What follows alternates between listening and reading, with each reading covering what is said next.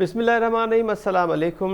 Views time में अव्हांखे भली का अचूं था। नाज़रीन, अॼु असांखे वाज़े तौर ते ईअं नज़र अचे पियो, ईअं चई सघिजे थो त जेके अदालतूं आहिनि, ख़ासि तौर ते सिंध हाई कोर्ट ऐं हुकूमत, उहे ॿोॾि मुतासिरनि जी सहायता इमदाद वारे मामले में आमो साम्हूं थी विया आहिनि। अदालतुनि पारां ख़ासि तौर ते Sindh high court Sukkur bench, Sindh high court Hyderabad bench ऐं सिंध हाई कोर्ट कराचीअ में मुख़्तलिफ़ दरख़्वास्तुनि ते जेके ॿुधणियूं थियूं आहिनि, इन्हनि ॿुधणियुनि दौरान अदालत पारां सख़्तु कावड़ जो इज़हार कयो वियो आहे त हिन वक़्तु ताईं ॿोॾि मुतासिरनि जी ओतिरी ऐं अहिड़ी रीति इमदाद न थी सघी आहे जेतिरी थियणु खपंदी हुई। सिंध हाई कोर्ट सखर पारां सख़्तु रिमार्क्स ॾिना विया आहिनि त जेकॾहिं बहाली कमेटीअ में MPS शामिलु हूंदा त उहे पहिरियां पंहिंजो फ़ाइदो सोचींदा ऐं पोइ आम माण्हुनि जो फ़ाइदो सोचींदा। अदालत इहे रिमार्क्स ॾिना आहिनि त सभु ॼाणनि था त ॿोॾि मुतासिरनि जो सामान केॾांहुं पियो वञे। ॿोॾि मुतासिरनि जो सामान जेको आहे उहो वॾेरनि जे ओताकनि ऐं बंगलनि ते पियो आहे। सिंध हाई कोर्ट हैदराबाद ऐं कराची पारां वरी इहे रिमार्क्स ॾिना विया आहिनि त जेकॾहिं पाणीअ जे कुदरती लंघनि तां कब्ज़ा हुकूमत फौरी तौर ते ख़तमु कराए त पोइ अमलदारनि खे कुझु करण जी ज़रूरत ई न पवंदी ऐं पाणी पाण ई निकिरी वेंदो। इन जे जवाब में वरी मुर्तज़ा वहाब साहब, सिंध हुकूमत जे तर्जुमान एडमिनिस्ट्रेटर कराची, अॼु प्रेस कॉन्फ्रेंस कई ऐं हुन मेंशन त न कयो आहे, पर संदन चवणु इहो हुयो त सभु ॼाणनि था ऐं असांखे ख़बर आहे त कंहिं जेको आहे अमलदारनि खे घुराए करे उन्हनि खे चयो त हीअ टे असांजा घर आहिनि ऐं इहे ॿुॾणु न खपनि ऐं कंहिं जेको आहे पंहिंजी मर्ज़ीअ जो कट ॾियारियो आहे। जेकॾहिं कंहिंजा नाला खणंदुसि त पोइ इहो कंटेम्प्ट ऑफ कोर्ट थी वेंदो। मुर्तज़ा वहाब जो इशारो कंहिं पासे आहे, इन ते ॻाल्हि ॿोल कंदासीं। मुर्तज़ा वहाब साहब जेके सिंध हुकूमत जा तर्जुमान आहिनि, मतिलबु सिंध हुकूमत जो इहो मुतालबो साम्हूं आयो त बहरिया टाउन जा जेके पैसा पिया आहिनि असांजा सुप्रीम कोर्ट में ऐं मुख़्तलिफ़ मामलनि में जेके पैसा मिलिया आहिनि बार्गेनिंग करे, प्ली बार्गेन ज़रिए, उहे सिंध हुकूमत खे फौरी तौर ते ॾिना वञनि त जीअं असां ॿोॾि मुतासिरनि जी सहायता करे सघूं। असां वटि पंहिंजा पैसा मौजूदु आहिनि त असां डोनर्स वटि छो वञूं। इहो नओं जेको बयानु आहे मुर्तज़ा वहाब जो या मुतालबो चऊं उहो साम्हूं आयो आहे। हिते बि मुख़्तलिफ़ सवाल पैदा थियनि था। वफ़ाक़ पारां सिंध हुकूमत खे पहिरियां जेका इमदाद ॾिनी वई उहा वधाए करे ग्रांट जे मद में हाणे 70 अरब रुपयनि जे लॻभॻि सिंध हुकूमत खे ॾिना विया आहिनि। आलमी डोनर्स पारां बि काफ़ी इमदाद कई वई आहे। मुर्तज़ा वहाब जेका प्रेस कॉन्फ्रेंस कई उन दौरान वधीक उनजो छा चवणु हो, पहिरियां उहो अव्हांखे ॾेखारियूं था। सुप्रीम कोर्ट में बहरिया टाउन केस के पैसे पड़े हुए हैं, वो क्यों सिंध हुकूमत नहीं ले रही? सिंध जी आवाम जो पैसा हुआ 2019 से दरखास्त पेंडिंग है, दरखास्त पे फैसला करें। वो पैसा खर्च हो, आज लोगों की खिदमत करने की ज़रूरत है, तो मैं डोनर के पास क्यों जाऊं जो पहला पैसा मेरे पास अपना मौजूद है। प्ली बार्गेन में भी जो पैसा रिकवर होता है वो आखिर में मुताल्लिका हुकूमतों को मुंतकिल किया जाता है। प्ली बार्गेन रिकवरी हो गई तो पैसा अकाउंट में तो नहीं रहना चाहिए, वो पैसा मुंतकिल हो, प्रोविंशियल कंसोलिडेटेड फंड का हिस्सा बने। वो मैंने एक अदालत को ऑर्डर देखा, हाई कोर्ट ने कोई फैसला कर दिया कि जी वो इन्फ्लुएंशियल लोगों ने अपनी ज़मीनें बचाने के लिए, अपने इलाके को बचाने के लिए गैर कानूनी तौर पर कट मार दिए। तो भाई अगर किसी ने कट मारे उसके खिलाफ कार्रवाई होनी चाहिए, तफसील दो। अदालत का काम है, डिस्प्यूट है, डिस्प्यूट को रिजॉल्व करें। किसी शख्स ने ज्यादती की है, लिखें ऑर्डर के अंदर कि जी मुर्तज़ा वहाब ने ज्यादती की है, मेरे खिलाफ कार्रवाई होनी चाहिए। लेकिन ये तो नहीं हो सकता कि इन्फ्लुएंशियल लोग ये काम कर रहे हैं। आप मुझसे पूछे, मैं बताऊंगा किसने सखर में कट डलवाया था अपनी प्रॉपर्टी को बचाने के लिए। मैं बताऊंगा फिर कि किसने डिप्टी कमिश्नर को बुला के कहा कि ये 3 घर हमारे हैं, इनको बचाओ, बता दूंगा फिर। जी नाज़रीन, कंहिं डेप्यूटी कमिश्नर खे घुराए चयो त हीअ 3 घर असांजा आहिनि, इहे ॿुॾणु न खपनि। मुर्तज़ा वहाब पारां नालो त न खंयो वियो, पर निशानदही ज़रूरु कई वई आहे, तनक़ीद कई वई आहे। इन हवाले सां मूंखे ॿुधायूं त सिंध में ॿोॾि मुतासिरनि जी इमदाद जे हवाले सां आला सतही इजलास थियो अॼु कराची में, जंहिंजी सदारत वॾे वज़ीर कई। इन इजलास में पीपल्स पार्टी चेयरमैन ऐं वॾे वज़ीर बिलावल भुट्टो ज़रदारी, अहसन इक़बाल ऐं ॿियनि आला अमलदारनि शिरकत कई। ऐं इजलास दौरान वॾे वज़ीर जो चवणो त ॿोॾि मुतासिरनि जूं घुरिजूं पूरियूं करण ताईं मसइला हल न थींदा।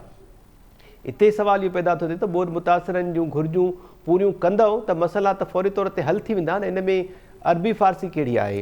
ऐं इन सां गॾो गॾु बिलावल भुट्टो ज़रदारी साहब वरी चयो त 10 लख ख़ैमनि ऐं 3 लख मच्छरदाननि जी असांखे ज़रूरत आहे। अञा ताईं इन इमदाद जी हुकूमत खे ज़रूरत आहे। अंगख जेके आहिनि उहे बि साम्हूं न पिया अचनि। इन ते ॻाल्हि ॿोल कंदासीं। ॿियो जेको अहम मामिलो आहे, PTI चेयरमैन अॻूणे वज़ीर आज़म इमरान ख़ान नेठि अदालतुनि ॾाढो गोॾा खोड़े छॾिया आहिनि। जज खे हिसाइण वारे केस में इमरान ख़ान अॼु अदालत में पेश थियो ऐं इमरान ख़ान लिखत में बयानु जेको आहे पंहिंजो उहो अदालत में जमा करायो आहे, जंहिंखे असां माफ़ी चई सघूं था। पोइ अदालत जी मर्ज़ी आहे त उहा इमरान ख़ान जी माफ़ी क़बूल करे या न। इन माफ़ीनामे में इमरान ख़ान इहो चयो आहे त जज खे धमकाइण जो को बि इरादो न हो, अहिड़ो कुझु बि सोचे नथो सघां। जज ज़ेबा चौधरी बाबति गैर इरादी तौर ॾिनल बयान ते अफ़सोस आहे। ख़ातिरी करायां थो त अदालत ऐं जजिस जो एहतराम कंदो आहियां। जेके पैनलिस्ट आहिनि अॼोके प्रोग्राम में असां सां ॻाल्हि ॿोल करण जे लाइ उन्हनि जो तारुफ़ आणण वां करायां। प्रोफेसर मुश्ताक वीराणी साहब असांखे जॉइन कयो आहे, इंजीनियर आहिनि, सीनियर तजिया निगार आहिनि। प्रोफेसर इनाम भट्टी साहब, डॉक्टर रफ़ीक चांडियो साहब, इदरीस लिगारी साहब ऐं नसीम मेमन साहब अॼोके प्रोग्राम में असां सां गॾु आहिनि। Mushtaq Virani sahab, thank you so much sir, अवां जॉइन कयो। अवां खां शुरूआत कयूं पिया प्रोग्राम जी। हिकु पासे आला सतही इजलास थियनि पिया ऐं उज़ुर ॾिना पिया वञनि, सफ़ायूं ॾिनियूं पियूं वञनि ऐं चयो पियो वञे त अञा असांखे इमदाद जी ज़रूरत आहे जेके आलमी इदारा ऐं डोनर्स ॾियनि। ॿिए पासे वरी सिंध हुकूमत जो तर्जुमान चवे पियो त असां वटि पंहिंजो पैसो मौजूदु आहे सुप्रीम कोर्ट में, त असां डोनर्स ॾे छो वञूं, बहरिया टाउन जा पैसा असांखे ॾियो ऐं प्ली बार्गेन जे ज़रिए मिलियल पैसा ॾियो त असां ॿोॾि मुतासिरनि जी सहायता कयूं।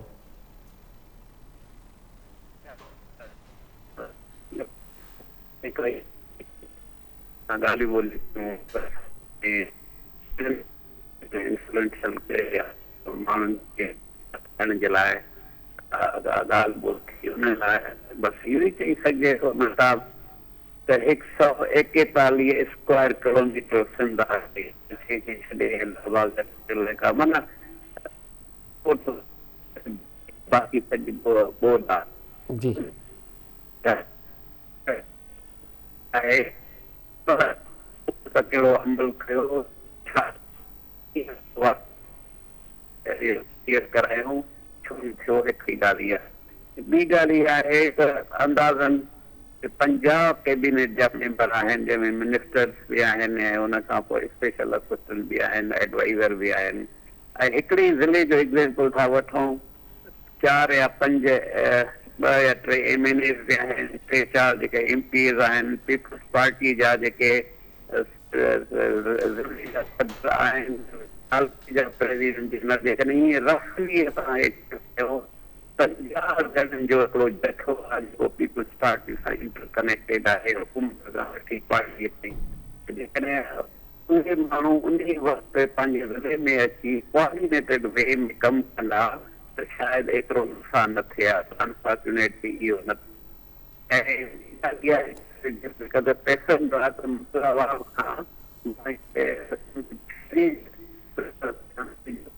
बार्गेन में पैसा आहिनि, टोटल केतिरा आहिनि, उन वक़्तु तव्हां पंहिंजो लैब वही पैसा असांखे कयो ऐं हाणे सां उहा सवाल कयो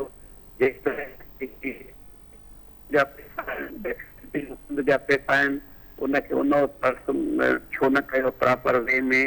थर्ड,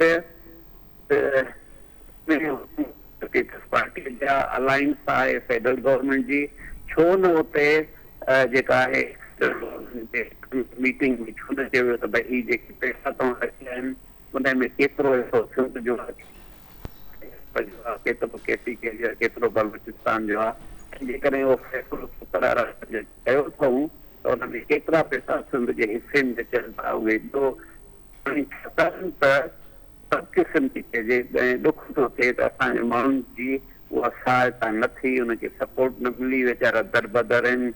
1 लख खां वधीक औरतूं जेके आहिनि सो प्रेगनेंट आहिनि, ॿारड़ा जेके मारणु शुरू कराया विया आहिनि ऐं हिकिड़ो पीउ हिनजी डॉक्टर उहा वीचारी शहीद थी आहे। मच्छर जेको बि नुक़सानु आहे तव्हांजे प्रोग्राम में असां डिस्कस कंदा रहिया आहियूं। ऐं हाणे इहे जेका प्रेस जेका स्टेटमेंट आहे या जेको आहे उहो ज़ाहिर थो करे त हीअ हुकूमत जेका आहे 400 अरब रुपया ज़ाहिर थी। इहो इल्ज़ाम मां या महताब नथो हणे, इहो सिंध चेंबर ऑफ एग्रीकल्चर चयो आहे त 400 अरब रुपया ख़र्च थिया, उन को नतीजो कोन निकितो। ऐं उन खां पोइ जेके 2010 में जेको एक्ट सिंध असेंबली पास कयो त भई वाटर वेज़ खे क्लियर करायो, उहो बि कोन थियो। हाणे हिन मजमूई सूरत हाल खे ईअं था चऊं त हीअ जेका गवर्नमेंट आहे जॾहिं प्रेशर मथो पियो आहे तॾहिं हुन बसि ईअं सम्झो त हथ मथे खणी छॾाईंदो आहे, हाणे असां कुझु नथा कयूं, माण्हू पंहिंजी क़िस्मत ते वञनि, असां हाणे कुझु नथा करे सघूं। ठीकु आहे मुश्ताक वीराणी साहब, वापसि सवाल ईंदासीं ऐं अवां काइंडली थोरो एंगल बि चेंज कजो, अवां जो आवाज़ जेको आहे न उहो इंटरप्ट थी पिया आहियो। प्रोफेसर इनाम भट्टी साहब, अवां अचूं था सर। मुश्ताक वीराणी साहब जीअं ज़िक्र कयो, मैंशन कयो त 50 जे लॻभॻि काबीना आहे, सिंध कैबिनेट में मेंबर्स आहिनि, 46 टोटल जेको आहे अंग आहे जेके मिनिस्टर्स हिन वक़्तु काबीना में शामिल आहिनि। हेॾी सारी जेका अमलदारनि जी फ़ौज हुजण जे बावजूद बि अदालतूं चवनि त ॿोॾि मुतासिरनि जी सहायता न पई थिए ऐं सभु ॼाणनि था त ॿोॾि मुतासिरनि जी इमदाद जेका आहे उहा केॾांहुं पई वञे। वॾेरनि ऐं चङनि मुड़ुसनि जे बंगलनि ते उताकनि ते उन्हनि जे गोडाउन्स में इहा इमदाद पहुचाई पई वञे। ऐं मुर्तज़ा वहाब साहब वरी ईअं चवे त सिंध हुकूमत जा जेके पैसा पिया आहिनि बहरिया टाउन वारा ऐं प्ली बार्गेन वारा सुप्रीम कोर्ट में, उहे असांखे ॾियो त असां ॿोॾि मुतासिरनि जी सहायता कयूं। कीअं पिया ॾिसो मां हिन सिचुएशन खे? अदालतूं वर्सिस सिंध हुकूमत ऐं उनखां अलावा वरी सिंध हुकूमत ईअं खणी चइजे त पंहिंजे कुल्हनि जो बार लाहे करे अदालतुनि मथां रखण जी कोशिशि पई करे, अहिड़े क़िस्म जो बयानु ॾेई या मुतालबो करे। महिरबानी महताब, पहिरीं त ई जेका फ़ौज ज़फ़र मौज आहे जी, इहा राति जी धीमी रोशनीअ में मधुर मौसीक़ी ते सिंध जो तहफ़ुज़ कंदे पंहिंजूं अखियूं ओजागनि सां खणी अची सुबुह जो 1-2 वॻे खां पोइ सिंध जी जेका आहे सा उहा सेक्रेटरेट हुजे या मिनिस्ट्री हुजे, उहा जॾहिं हलाईंदी हूंदी त उन सिंध जो अहिड़ो ई हाल हूंदो। इहे 54 न हुजनि, भले खणी सिंध जी असेंबली जे अंदरि पीपुल्स पार्टी जा टोटल वेठल मेंबर उन्हनि खे बि जेकॾहिं हीअ अख़्तियार ॾेई छॾनि त सिंध उन खां अञा वधीक तबाह थींदी। तव्हांखे सिंध में का इन जी बहितरी नज़र न ईंदी। इन जो को इन सां तालुक़ु कोन्हे त ही 50 आहिनि या 500 आहिनि। इन जो इन सां तालुक़ु आहे त इन जे हर हिकु फ़र्द जी नीयत कहिड़ी आहे। हिन वक़्तु बि हुननि खे माज़रत सां जेकी बहरिया टाउन जा पैसा ही वापसि त न वठी सघिया, क्लेम कंदा रहंदा, पर हींअर बि हुनजी नज़र हुन ते इहा आहे त शायदि इन बहाने भला हिननि खे कोर्ट उहे पैसा ॾेई विझे त वरी ही इन मां साॻियो ई वञी करे फ़ौज ज़फ़र मौज करे ऐं पंहिंजूं मनमस्तियूं करे। पर आउं सम्झां थो त मुकमिल तरह ते सिंध जो अवाम हाणे हिननि ते बदएतमादी जो इज़हार करे थो। सिंध जो को बि वसीलो, सिंध जी का बि मिल्कियत उहा हिन हुकूमत जे हवाले करे ऐं सिंध जे माण्हुनि जी ख़ुशहाली जो ख्वाब ॾिसणु कंहिंजे बि हींअर अखियुनि में कोन्हे। ऐं असीं सभु सम्झूं था त हींअर सभ खां पहिरीं ज़रूरत इहा आहे त कहिड़ी तरह सां इन्हनि जी रस्ता रोक करे सघिजे थी। ऐं सम्झां थो हींअर ख़ुदि इहो बि हींअर जेको हिकिड़ी मूव शुरू थी आहे त जेका यूनाइटेड नेशंस इमदाद खणी अचण जे लाइ 9 तारीख़ ते जेको सेक्रेटरी दौरो करे पियो थो, उन जे आॾो बि इहे मुज़ाहिरा कया वेंदा ऐं उनखे इहो ॿुधायो वेंदो त नाइली ऐं हिननि जी बदउनवानी जे सबब जे करे ही तबाही थी आहे। बराए महिरबानी इहे पैसा इन्हनि जे हवाले न कजो जो वरी ही साॻी वधीक अञा उन में बदउनवानी करे वधीक तबाह कंदा। जेकॾहिं वाकई तव्हांखे सिंध जे के माण्हुनि जो दारूं करणो आहे, उन्हनि खे का मदद ॾियणी बि आहे त उहा यूनाइटेड नेशंस डायरेक्ट पंहिंजे डोनर्स जेके फिलाही इदारा आहिनि उन्हनि जे ज़रिए करे या कंहिं रेपुटेड तंज़ीमुनि जे ज़रिए करे, हिननि जे ज़रिए घटि में घटि न करे। हाणे उन खां पोइ अचूं था वरी कोर्ट जो मामिलो। कोर्ट आउं सम्झां थो त सही कमु थी करे, पर अञा उनखे वधीक सही करणु खपे। कोर्ट हिननि खां रोज़ जे बुनियाद ते पुछाणो करे ऐं ही जेके रोज़ अंग अखर जारी कनि था पिया, पहिरें ॾींहुं हिननि अंग अखर जारी करे छॾिया त असां केतिरा लख जेको आहे सो टेंट विराए छॾिया आहिनि ऐं 80 अरब रुपया जेके आहिनि उहे विराए छॾिया आहिनि। उनजो हिसाब किताब हिननि खां वठणु घुरिजे।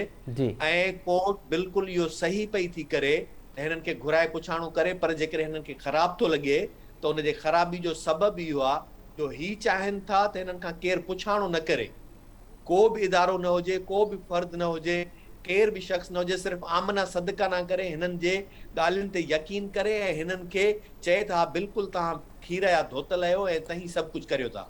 आउं सम्झां थो हिननि में केर बि खीर जो धोतल कोन्हे, हिननि मां कंहिंजी बि नियत चङी कोन्हे, हिननि मां कंहिं मां बि चङाई जी उमेद नथी रखी सघिजे, छाकाणि त बार बार हिननि जेका तबाही कई आहे। हाणे जेकॾहिं ही चवनि बि सही त असांजी नियत बहितर थी वई आहे, असां माज़ी में सिखी वरितो आहे, हाणे अॻिते उहे ग़लतियूं न कंदासीं, ऐं तॾहिं बि यकीन सां चवां थो त इहे साॻिया कमु कंदा। हिननि 2010 वारी ॿोॾि खां पोइ जेके बि शयूं कयूं, जेके स्टडीज़ करायूं, जेके हुन ते पैसा ख़र्च कया, उन ते को अमल न कयो। जेके आलमी इदारनि हिनखे स्टडीज़ करे ॾिनियूं त घटि घेड़ खोलियो, रस्ता जेको आहे सो पाणी जा वहकरनि जा उहे जेको आहे सो सिधा कयो, उहे हिननि न कया। हर साल 20,000 खां मथे 20 अरब खां मथे जेको आहे सो खाटियुनि जे लाइ पैसा रखनि था, उहे खाटियूं कोन थियूं थियनि। इदारो को प्रॉपर कमु कोन थो रे, वरी बि असां हिननि खां ई उमेद रखूं त ही को चङो कमु कंदा। ऐं सम्झां थो जेकॾहिं मुर्तज़ा वहाब चए थो त हू इहो कंटेम्प्ट ऑफ कोर्ट थी वेंदो जेकॾहिं सखर जे मामले ते ॻाल्हाए, ऐं सम्झां थो जुरत हुजणु घुरिजेसि त उहो ॻाल्हाए। केर बि इन शयुनि में कंहिंखां बालातर न आहे, पर मसइलो हिते इहो आहे त जेकॾहिं हिननि कंहिंजा 3 घर बचाया हूंदा त उनजो सबबु इहो हूंदो जो हिननि पंहिंजा 600 घर बचाया हूंदा। उन्हनि 600 घरनि जे बदिले में कंहिंजा 3 घर जेकॾहिं हिननि उनखे बचाए ॾिना हूंदा ऐं उनखे हाणे ही तानो ॾियनि था त इहा मिली भगत ऐं गठजोड़ जेका आहे उन ते जेकॾहिं अवाम जी तबाही थिए थी त आउं उन ॿिन्ही जे हक़ में न आहियां। ठीकु आहे प्रोफेसर इनाम भट्टी अभाव साहब। जेकॾहिं वाक़ई सिंसियर ऐं सचो आहे माण्हुनि सां या सख़्तर जे अवाम सां ऐं हू चाहे थो त इहा शइ वाज़े करे त इहा वाज़े करे त केरु आहे ऐं उन खां पोइ वरी उन धुर खे बि वाज़े करणु घुर्जे त इन बुनियाद ते कंहिंजा घर बचाया विया, कंहिंजूं ॿनियूं बचायूं वयूं, कंहिंजूं कालूं बचायूं वयूं, कंहिंजूं फैक्ट्रियूं बचायूं वयूं जेके पाणी जे घटनि घेड़नि ते ऐं नालनि जे मथां ठहियल हुयूं। ठीकु। त आउं सम्झां थो इहे सभु जा सभु उन में मुलविस आहिनि। इन्हनि मां कंहिंखे बि का बि माफ़ी जी गुंजाइश नथी थी सघे ऐं हाणे त सिंध जे अवाम खे आउं सम्झां थो सिंध जूं ॿियूं जेके साञावत धुरियूं, सिंध जो सियासी शऊर, उन्हनि खे हाणे हिकिड़ी डिमांड करणु खपे, उहा इहा आहे त पीपल्स पार्टी अवाम खां रेफरेंडम कराए मैंडेट वठे त अवाम उन्हनि ते एतमाद करे थो त तव्हां हुननि जे लाइ कुझु करे सघंदव या न करे सघंदो, न त ॿी सूरत में हिन वक़्तु कंहिं बि तरह जी का बि बेहतरी ऐं भलाई जी ठीकु आहे प्रोफेसर इनाम भट्टी साहब। जी वापसि तव्हां अचूं था इनाम भट्टी साहब। नसीर मेमन साहब असांखे जॉइन कयो। Nazir sahab thank you so much. Sindh हुकूमत पारां मुर्तज़ा वहाब जे ज़रिए अॼु मुतालबो कयो वियो आहे त प्ली बार्गेन जे मद में मिलियल जेके पैसा आहिनि ऐं बहरिया टाउन जा जेके पैसा सुप्रीम कोर्ट में पियल आहिनि उहे असांखे ॾियो त असां बोर्ड मुतासिरनि जी सहायता कयूं। असां वटि पंहिंजा पैसा मौजूदु आहिनि त असां डोनर्स वटि छो वञूं।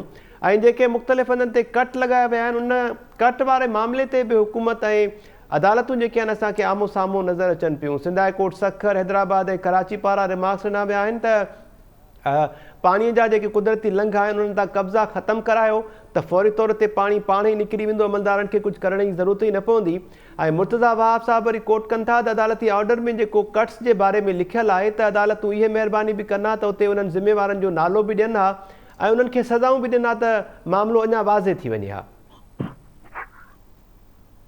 हाणे ही जेका कुदरती लंघन वारो मामलो आहे न जी, इहो हाणे इंतहाई सीरियस आहे।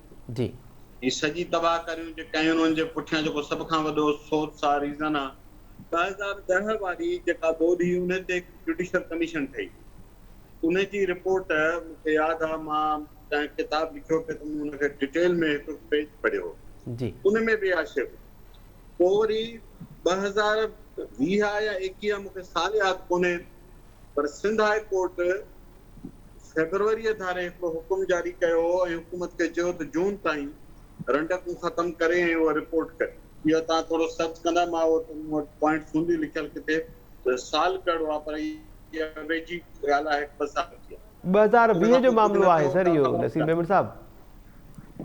जी जी, त इहो अॻे ई अदालतुनि वटि त हलंदड़ पर हाणे उनखे उन ते का या त जुडिशियल कमीशन ठाहिनि भला जेका हिकु भेरो इंटरनेशनल एक्सपर्ट्स खे विहारे, मिसाल तौर लुई बजे जे जिन एक्सपर्ट्स इहा सॼी रिपोर्ट ठाही हुई उन जे टीम लीडर या कंहिं उनमें हिकु फॉरेनर्स ॾाढा सुठा एक्सपर्ट आहे। मूंखे मां पर्सनली कंहिं खे सुञाणा, मिसाल उते हिकिड़ो नेदरलैंड्स जो एक्सपर्ट आहे डॉक्टर फ्रैंक, जी, ज़बरदस्त एक्सपर्ट नॉलेजेबल माण्हू आहे। मां उनखे कंहिं अरसे खां ज़ाती तौर सुञाणो। पाकिस्तान जे इरिगेशन सिस्टम में 10-15 साल खां मुख़्तलिफ़ हवालनि सां इन्वॉल्व आहे, रिसर्च में, ग्राउंड वर्क में।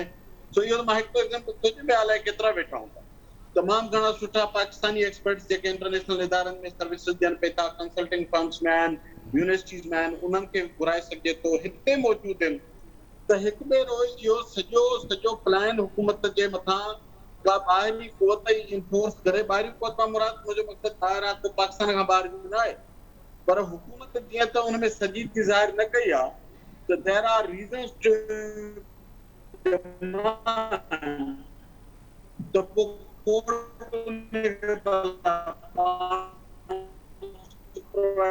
करे मां ज़ाती तौर हिन हक़ में न हूंदो त ॿिया इंस्टीट्यूशन अची एनडीएमए खे घुराए नाला त साफ़ कराया आहे न।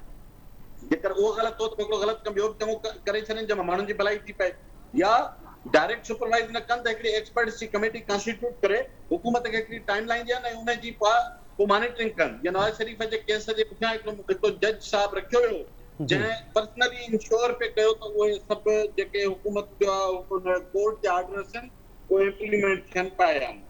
त इहे अदालतूं एक्सेप्शनल सिचुएशन में ऐं ज़हन में रखिजो त हीउ राइट टू लाइफ जो मामिलो आहे आइनी तौर माण्हुनि जी ज़िंदगियुनि जो मामिलो आहे। ॿिया आइन जा अलाए केतिरा हुन में क्लास लॻी वेंदा, पर राइट टू लाइफ त फंडामेंटल राइट्स में आहे, त उहो कॉम्प्रोमाइज़ थियो आहे, उन सां वेदम थी आहे, त इहो करणु घुरिजे। बाक़ी जेसिताईं आहे त पहिरियां जा पैसा ॾियो, फलाणा पैसा ॾियो, अगेन मसइलो इहो आहे त शायदि पैसनि खां वधीक इशू आहे त उनजी जेका स्टीवर्डशिप आहे उन जी साख जा मसइला आहिनि। भला पैसा पहिरियां वारा हाणे मिलंदा, घणा हूंदा ख़बर न आहे, 300-400 अरब हूंदा शायदि, एतिरा हुजनि या जेतिरा बि आहिनि, त हर साल बि त असां वटि डेवलपमेंट लाइ 400 अरब हूंदा आहिनि। हर साल ॿिया एडमिनिस्ट्रेटिव एक्सपेंस हेॾा थियनि था, ऐं 10-12-15 सालनि खां 20 सालनि खां 30 सालनि खां खणो, 50 सालनि खां खणो। मां त कंहिं हिकिड़ी हुकूमत जी ॻाल्हि नथो कयां, नाग सभिनी वारे सां कयो, पर हाणे इहे हुकूमत माज़ीअ जी हुकूमतुनि ते इन करे हाणे उहा पास न करे सघंदी इल्ज़ाम, त हाणे 15 साल त हिनखे बि थी विया न, 14-15 साल, त हाणे इहो चवणु ठीकु न हूंदो त पुठी हुकूमत करे वई, 2-3 सालनि जी ॻाल्हि हुजे हा त मंझे हा, तव्हां वटि कोर्स करेक्शन जो टाइम हुयो, भला तव्हां केतिरी कोर्स करेक्शन कई पब्लिक खे इहो ॿुधायो। आख़िर में मां रुॻो इहा ॻाल्हि चवंदुसि त पैसा ॿाहिरियां मां अचनि या जेका पब्लिक फंडिंग आहे या जेके बि सोर्सिस ऑफ मनी आहिनि, जेके बि आहिनि, पर उन्हनि जी शफ़ाफ़ियत ऐं उनजे सही इस्तेमाल लाइ हुकूमत जेकर सिंसियर आहे त पोइ हिकिड़ी इंडिपेंडेंट हिकिड़ी मॉनिटरिंग कमेटी क़ाइमु करे, उनमें भली हुकूमत जा माण्हू बि विया आहिनि, फाइनेंस डिपार्टमेंट जो सेक्रेटरी बि हुनजो मेंबर थिए, चेयरपर्सन जेको प्लानिंग PND जो चेयरमैन आहे उनखे करियो, ऐं प्लस तव्हां इंडिपेंडेंट 3-4 ऐं हिकिड़ी वॾी ऑडिट फर्म जेका मिसाल तौर हिते पाण वटि इंटरनेशनल रिप्यूट जो ऑडिट फर्म्स आहिनि पाकिस्तान में, इंटरनेशनल फर्म्स आहिनि, मां नाला नथो खणण चाहियां, 3-4 वॾियूं फर्म्स आहिनि जेके टॉप क्लास जूं, उन्हनि मां तव्हां हिकिड़े खे मेंबर करियो ऐं हिकिड़ी इंडिपेंडेंट कमेटीअ जे हवाले रिसोर्सिस करे उनजो थ्रू इम्प्लीमेंट करायो, पोइ शायदि उनजी का साख थी सघे। नसीर साहब, अॼु जेको आला सतह इजलास थियो आहे सिंध में, उन में बि जेको टास्क फोर्स जोड़ियो अथऊं, उन टास्क फोर्स में वफ़ाक़ ऐं सूबनि जा नुमाइंदा जेके आहिनि उहे शामिलु कया अथऊं, जिते शायदि कोर्ट इहो चयो आहे त जेकॾहिं इन रिलीफ या बहाली कमेटीअ में टास्क फोर्स में जेकॾहिं MPS शामिलु हूंदा त उहे सभ खां पहिरियां त पंहिंजो मुफ़ाद सोचींदा, उन खां पोइ वरी अवाम जो मुफ़ाद सोचींदा। प्रोफेसर मुश्ताक साहब, अवाना अचूं पिया सर, इमरान ख़ान वारे मामले ते जेकॾहिं अव्हां खां पुछूं त इमरान ख़ान अॼु लॻे ईअं पियो त अदालतूं ॾाढो गोॾा खोड़े छॾिया आहिनि, उन जेका लिखत में अदालत में जवाबु जमा करायो आहे पंहिंजो, जज ज़ेबा चौधरीअ खे जेको हिरासत करण वारो केस अथसि उन जे ख़िलाफ़ु दाख़िल थियल दहशतगर्दीअ वारो, उन में इमरान ख़ान जो इहो चवणु त जज खे धमकाइण जो इरादो न हो, सोचे बि नथो सघां, ऐं जज ज़ेबा चौधरी बाबति गैर इरादी तौरु ॾिनल बयान ते अफ़सोस आहे, इन बयान ते अफ़सोस आहे खे माफ़ीनामो सम्झी सघिजे थो? मुश्ताक साहब, मां सम्झां थो त उहे बिल्कुलु जेका तकीर कई उन में मां सभु इहे वर्ड्स ॿुधा ऐं बिल्कुलु वर्ड्स नामुनासिब हुया ऐं बिल्कुलु धमकी हुई जज ते, ऑफिसरनि ते, जंहिं नमूने सां वरी माफ़ीनामे जी ॿोली आहे उहा मैच नथी करे, अनकंडीशनली हुजे हा, बिल्कुलु माफ़ी त भई मूंखां ग़लती थी वई आहे, त उहो न आहे। हीअं हिकिड़ो विच थरो फुलड़ो टाइप जो अहिड़ो बयानु आहे ऐं महसूसु कराए थो त हाणे कोर्ट उनखे माफ़ीनामो तौरु क़बूल कंदी ऐं मां छुटी वेंदुमि। हाणे कोर्ट जो जेके ॾिसूं था कोर्ट उनखे कीअं थो करे, बहरहाल इहो जेको बयानु आहे न उनजे लफ़्ज़नि सां मैच नथो करे, उहे लफ़्ज़ उन्हनि जा तमामु घोरा हुया ऐं उहे बाक़ाइदे थ्रेट जे ब्रेकेट में पिया अचनि, तंहिंजे करे मुंहिंजो जेकॾहिं राय इहा आहे त इन खां वधीक लफ़्ज़नि सां हू माफ़ीनामो वठे हा अनकंडीशनल। ऐं पोइ छा पिया सम्झो अदालत जे तरफ़ां कहिड़ो फ़ैसिलो एक्सपेक्टेड आहे इन माफ़ीनामे खां पोइ? तव्हां ॾिसो त जज बि इंसान आहिनि, जज बि माण्हू आहिनि, उन्हनि जी बि हिकिड़ी सोशो पॉलिटिकल हिकिड़ी माइंड सेट आहे, जेकॾहिं कंहिं सां रिआयत कंदा त हिनखे बि माफ़ीनामो तौरु क़बूल कंदा, जेकॾहिं नथा कनि त उन ॿिए माण्हू खे जेल बि मोकिले सघनि था। जीअं 3 एग्ज़ाम्पल आहिनि नून लीग जा जेके ऑफिसर आहिनि, या फॉर एग्ज़ाम्पल पीपल्स पार्टीअ जो जेको गिलानी प्राइम मिनिस्टर हो, उहो डिपेंड करे थो जज जो माइंड सेट छा आहे। ठीकु आहे Mushtaq Mirani sahab, thank you so much sir. Naseer Memon sahab, वापसि अवाना जेकॾहिं अचूं पिया ऐं अव्हां खां साॻियो ई सवाल कजे, इमरान ख़ान जे माफ़ीनामे ते अव्हांखे लॻे पियो त इहो माफ़ीनामो आहे, इमरान ख़ान माफ़ी वरिती आहे, अदालतुनि ॾाढो गोॾा खोड़िया अथई, या अञा बि इहो मुबहम अंदाज़ में ढकियल छुपियल अंदाज़ में अदालतुनि में इहो लिखत में जवाबु जेको आहे उहो जमा कयो आहे। नसीर साहब माइक खोलिजो नसीर। जी ॾिसो, मूं ख़ान साहब जी स्टेटमेंट पढ़ी कोन्हे, पर ज़ाहिर आहे उनखे 7 ॾींहं पेपर जी ॿीहर तयारी जा ॾिना विया जी। इहा बि हिकु मज़ेदार कहाणी आहे त माज़ीअ में ॾिसूं था चैन ते साबित थी उते जो उते जेका बि डंडो करणो आहे इमीडिएटली अदालत सगोरी करे छॾी था।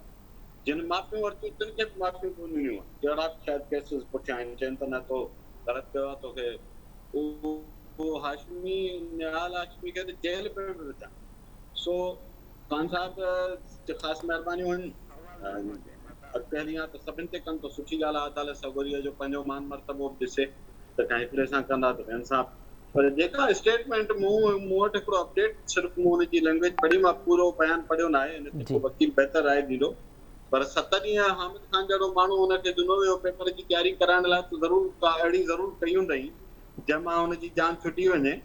ऐं उहा जेका स्टेटमेंट अपीयर थी आहे मीडिया में, मां जेका हेडलाइन पढ़ी तंहिंमें बि चई त मुंहिंजो इरादो कोन हो, मां त सोचे बि नथो सघां। मुंहिंजो ख़्याल आहे किथे ईअं न लिखी छॾियां त मूं त कोन पे साण चयो पाण हीअ थी वई हुजे त हुन जज साहिब खे घुराए हुन खां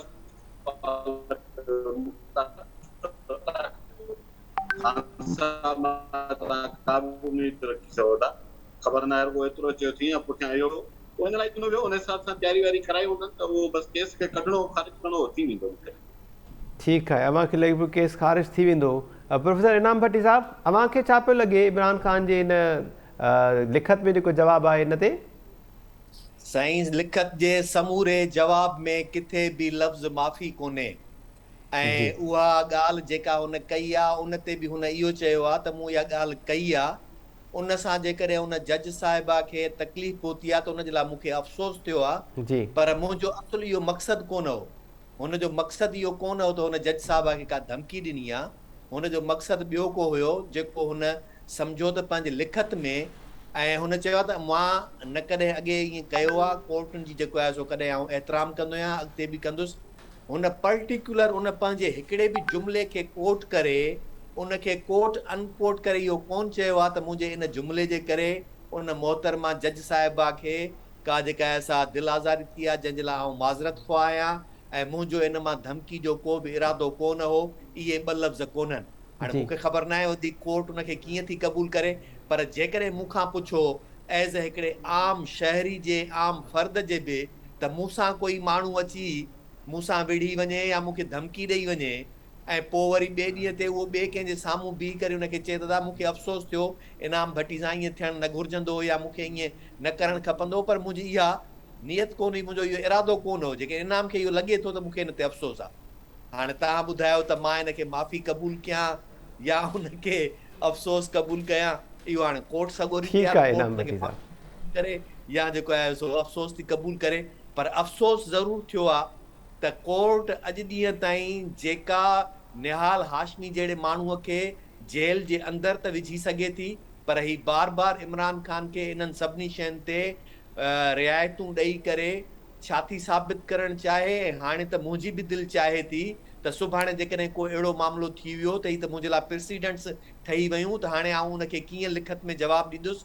कोर्ट खे हींअर आईंदह जे लाइ केतिरा ई सियासतदान ऐं गैर सियासी जेके ॿिया इदारनि जा सरबराह थियनि था, उहे बि इन ई तरीक़े जूं लिखत में अफ़सोस जूं दरख़्वास्तूं ॾेई करे पंहिंजी जान आजी कराईंदा। जी ठीकु आहे इनाम भट्टी साहब। इदरीस लेगारी साहब, थैंक यू सो मच, तव्हां जॉइन कयो आहे। पहिरियां त अदालतुनि जे मुख़्तलिफ़ जायुनि ते जेके कट हया विया आहिनि उन्हनि ते रिमार्क्स इंतिहाई सख़्तु साम्हूं अचनि पिया। DC जामशोरो DC खैरपुर खे अदालतूं तलब कनि पियूं, पर अमलदार पहुचनि न पिया। ऐं मुर्तज़ा वहाब साहब वरी इन ते बि कावड़ जो इज़हार कनि पिया, चवनि पिया जेकॾहिं अमलदारनि खे रोज़ानो कोर्ट्स तलब कंदियूं DCs खे, त पोइ कमु केरु कंदो? मतिलबु ॾाढो कमु पिया कनि DC, उन्हनि वटि टाइम न आहे अदालतुनि में पेश थी रिपोर्ट्स जमा कराइण जो। कीअं पिया ॾिसो अव्हां हिन मामले खे, अदालतूं वर्सिस सिंध हुकूमत? इदरीस साहब माइक अनम्यूट कजो प्लीज़।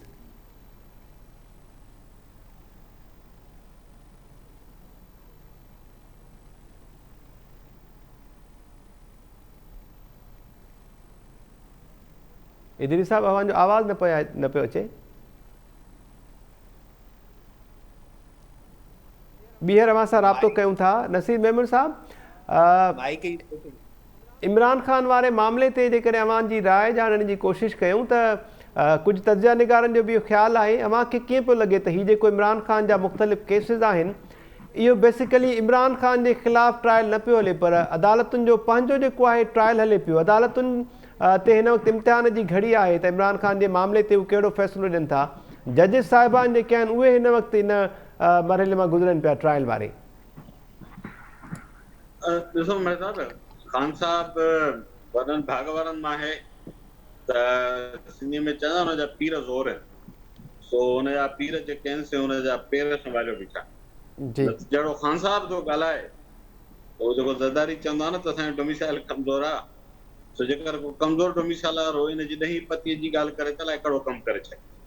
ऐं रुॻो ख़ान साहब नथो ॻाल्हाए, हुनजा वज़ीर जिन लाइ त शायदि पाड़े जो थाणे जो जेको आहे हिकिड़ो ए साहिब खोड़ हुजे आम ॾींहंनि में, उहे बि जेका ॿोली ॻाल्हाइनि था, हुन खां पोइ हुनजा वर्कर जेको कुझु लिखनि था, तव्हां कुझु अहम इदारनि जे ट्वीट ऐं हुननि ते वञी ॾिसंदा त जेके सरकारी ट्वीट्स ते इदारनि जे ट्वीट्स ते ऐं पोस्ट ते जेका कमेंट्स पे था थियनि, सो त हिन मुल्क में असां तव्हां त तसवुर करे ई कोन था सघूं।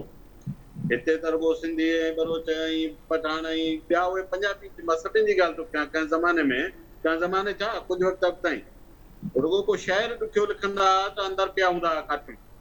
हिते त अलाए कहिड़ियुनि तोपुनि जी बमबारी पई थी हले। सो जीअं त पीर ज़ोर आहिनि, तंहिंजे करे ख़ान साहब खां पुछाणा पोइ हुन हिसाब सां रिआयती आहिनि।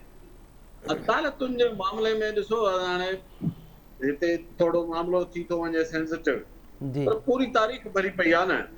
अदालत सॻोरनि जा जेका फ़ैसिला आहिनि, जंहिं तरह हुन इदारे जीअं सॼियुनि शयुनि खे हलायो आहे, हाणे उन्हनि सभिनी शयुनि जा जेको जॾहिं वेठा आहिनि पंहिंजी कुर्सीअ ते त माण्हू एतिराम में या डप में, उहो एतिराम जेको डप में उन में नथा कुझी सघनि।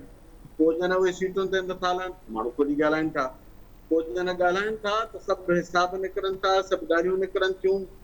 हाणे त उहो हिकिड़े जज साहिब जेको नेब जो सरबराह हो, तंहिं ते त औरत सभु जेका वेचारी पेथी दाऊं वेठी करे रोड रस्तनि ते पेथी ॿुधाए तोसां छा न हक़, उन वटि बि अदालती पावर हुया।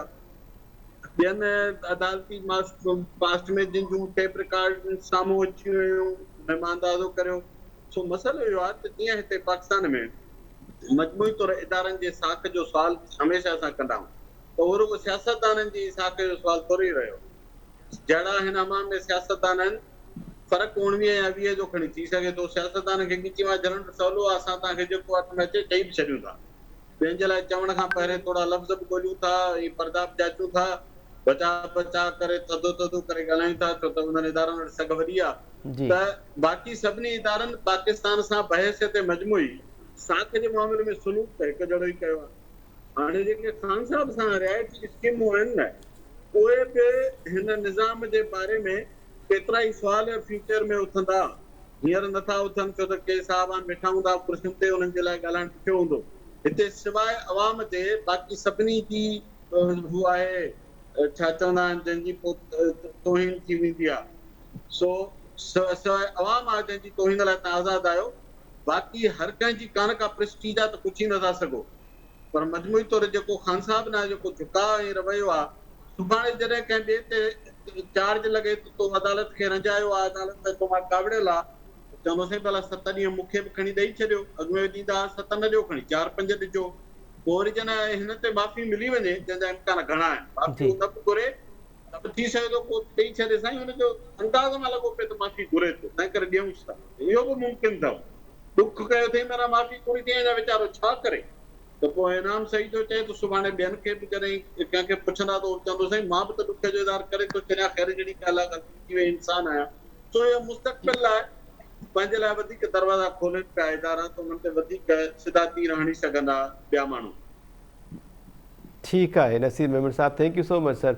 इदरीस लिगारी साहब, अवांजो छा कमेंट आहे? अवांजो आवाज़ न पिया आयो सर, कंटिन्यू कजो प्लीज़। जी जी, महिरबानी मेहताब अली साहब।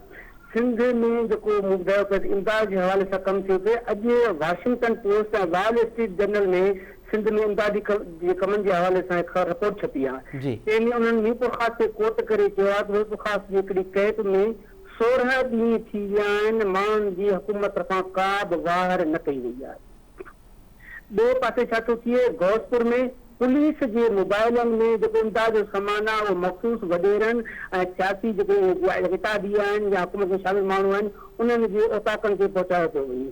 थारू शाह में हिकिड़े बंगले ते, हिकिड़े पीपल्स पार्टी जे हिकिड़े बंगले ते, उन अॻवान जे बंगले ते उते इमदाद घुराई हुई, जिते जहिड़ो थी पियो त हिन हिकिड़ो माण्हू मारिजी वियो, चयो गार्ड मारिजी वियो। हेॾा खिपरे में जेको सो उन्हनि जेका मख़सूस माण्हू गिरफ़्तारी हुई, तंहिंते जज साहिबु छापो हणी उहे बैग वग़ैरह वापसि वरिता ऐं हाणे जेको कोर्टनि असांखे इनिशिएटिव वरितो आहे ॼण त हीअ एतिरा इंगेज आहिनि, हाणे माना हिकु त हीउ कमु कोन था कनि, जे कम कोन था थियनि त उहे रिपोर्टूं थियनि थियूं, कोर्ट नोटिस वठे थी, चवनि था त असांखे डिस्टर्ब कयो थो वञे। मुंहिंजे ख़्याल में हिननि तव्हां ॿी ॾिसो असांजी जेको व्यवस्था आहे हुते, मिसाल वज़ीरवाला साहिब हफ़्तो अॻु में प्रेस कॉन्फ्रेंस कयो आहे त असां वटि रोज़ जेके आहिनि तक़रीबन असां वटि 6000 खीमा असांखे ऑर्डर ते मिलनि पिया।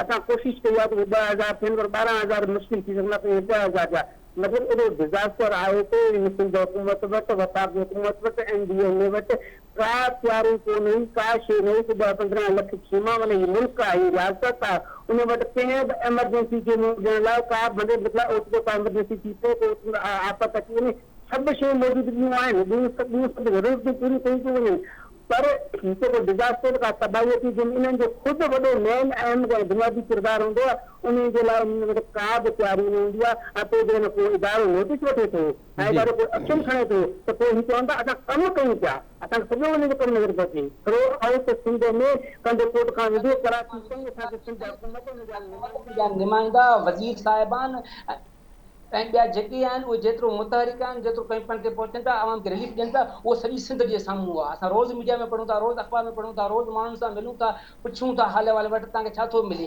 खुराक बि कोन थी पुॼे।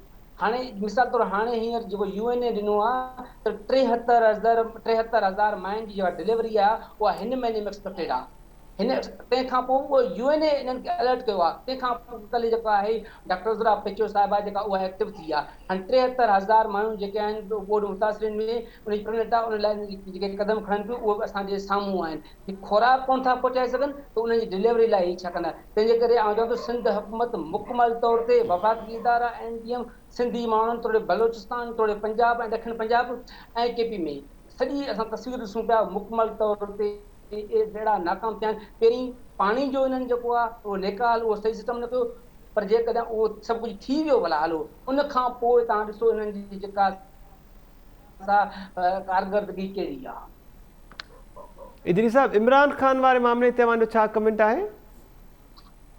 इमरान खान साहब जो हर बयानु वॾी सोच, वॾी सम्झ, वॾी प्लानिंग मुताबिक़ हूंदो आहे। उहो एॾो सादो आहे ई कोन के हींअर जेका हिन हीअं मिसाल तौरु मूंखे अफ़सोस आहे, माना माफ़ी माना ॾिसो कोर्ट हुनखे ॾिनो, तव्हां हफ़्ते खां पोइ वरी वञो, एतिरो रिलीफ, उनजे बावजूदि बि उहो माण्हू चए थो त मूंखे हिन ते को अफ़सोस आहे, पर का बि माफ़ी वग़ैरह नथो वठां। तंहिंजे करे इमरान ख़ान जी हर मामिलो, हर ॻाल्हि, हर गुफ़्तो एॾो माना सोचियल सम्झियल तोरियल ऐं तोकियल हूंदो आहे। ज़ाहिर आहे हू जेके अहिड़ियूं ॻाल्हियूं करे थो ऐं कोर्ट जे तरफ़ां हुनखे जेको सो चयो त वरी तव्हां जेको सो पंहिंजो माफ़ीनामो जेको जमा करायो, तंहिं बावजूदि बि जेको जमा करायो उहो ॾिसो, हिन मां अंदाज़ो करे सघिजे थो त हुनखे अञा बि केॾी का सपोर्ट आहे, का ताक़त आहे, का ॾढ आहे, जंहिंजे बुनियाद ते हू ईअं सादो थोरी आहे, हू मासूम थोरी आहे। हू पंहिंजी पूरी ताक़त ऐं क़ुवत खे सम्झे थो ऐं उन मुताबिक़ डील थो करे। हू लफ़्ज़ जो हुनखे ख़बर आहे। तव्हांखे ख़बर आहे इस्लामाबाद जॾहिं पुलिस शहबाज़ गिल खे ॿधी वई त प्रेस में छा चयईं, जसन में कीअं असां पुलिस खां पुछियोसीं तव्हांखे छा थियो, कीअं असांखे का ख़बर कोन्हे, असांखे पोयां भूत लॻो। त इमरान खान जो हर लफ़्ज़ सोचियल सम्झियल आहे। तंहिंजे करे पर उनखे पूरो जेका असां ख़बर आहे त मुंहिंजे पोयां केरु बीठा आहिनि, मुंहिंजा पोयां कहिड़ी ताक़त बीठी आहे, उन बुनियाद ते इमरान खान ॻाल्हाए पियो ऐं सिंशन खे पेश करे पियो। ठीकु आहे इदरीस लिगारी sahab, thank you so much. Professor Inam Bhatti sahab, Naseer Memon sahab, professor Mushtaq Mirani sahab, thank you so much अवां जॉइन कयो ऐं कमेंट कयो। डॉक्टर रफ़ीक चांडियो साहब सां राब्तो ॿीहर न थी सघियो। नाज़रीन, सिंध में जेका सूरत हाल हले पई उन ते अदालतुनि पारां जेके सख़्तु रिमार्क्स ऐं काव जो इज़हार कयो पियो वञे, उन ते सिंध हुकूमत पारां वरी पंहिंजूं उज़ुर ख़्वाहियूं ऐं सफ़ायूं उहे ॾिनी पियूं वञनि ऐं सिंध हुकूमत जो चवणु आहे त डीसीनि खे रोज़ानो अदालतूं तलब करे रिपोर्ट्स थियूं घुरनि त डीसी जेकॾहिं अदालतुनि में पेश थींदा त पोयां कमु कीअं थींदो, कमु केरु कंदो ऐं कम जी जेका सूरत हाल आहे सिंध हुकूमत जी कारकर्दगी जी जेकॾहिं ॻाल्हि कयूं त ख़ैरपुर नाथन शाह में अॼु हिकु ॿी वीडियो जेका आहे उहा वायरल थी आहे जंहिंमें ॿोॾि मुतासिर जंहिंजी ॻिचीअ ताईं बरसाती ऐं ॿोॾि जो पाणी आहे उहो ॿुॾल आहे ऐं उहो ॿोॾि मुतासिर जेके आहूं ऐं दाहूं करे थो उहे हुकुमराननि ताईं न पियूं पहुचनि जो हुकुमरान मुख़्तलिफ़ क़िस्म जूं उज़ुर ख़्वाहियूं ऐं सफ़ायूं ॾियण में पूरा आहिनि। उहो जेको ॿोॾि मुतासिर जी वीडियो वायरल थी आहे उहा वीडियो बि अव्हांखे ॾेखारियूं था।